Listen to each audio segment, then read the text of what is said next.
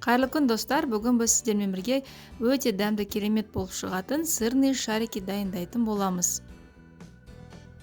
Ол үшін бізге ыдысымызға 2 дана жұмыртқаны жарып аламыз.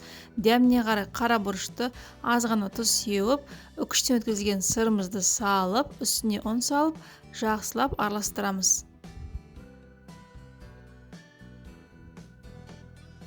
Міне дайын болған массамызды қолымызға қолғап киіп, қолғамыз міндетті түрде аздап майлап аламыз және осылай шариктер жасайтын боламыз. Егер де қолыңыз жабысып бара жатса, қайтадан қолыңызды майлап, дәл осылай шариктер жасай береміз. Енді осы шарик жасап болғаннан кейін біраз 10-15 минутқа қойып қоямыз. Сол кезде шариктеріміздің беті сәл қатайып, қолға ұстауға ыңғайлы болады.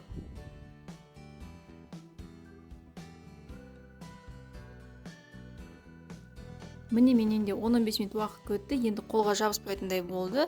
Енді қолымызбен алып, азғантай ғана ұнға сәл малтып, осындай тағы шариктерді біріктіреміз. Қызып тұрған табада дәл осылай шариктерімізді қуырып аламыз.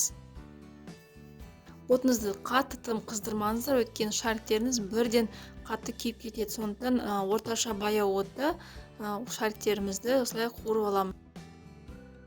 Бұл сырный шариктерді суретте тұрған холодный ассортимен бірге қойсаңыздар болады, өте керемет дәмді болып шығады. Сіздерге дайындап көруге кеңес беремін. Астарыңыз дәмді болсын.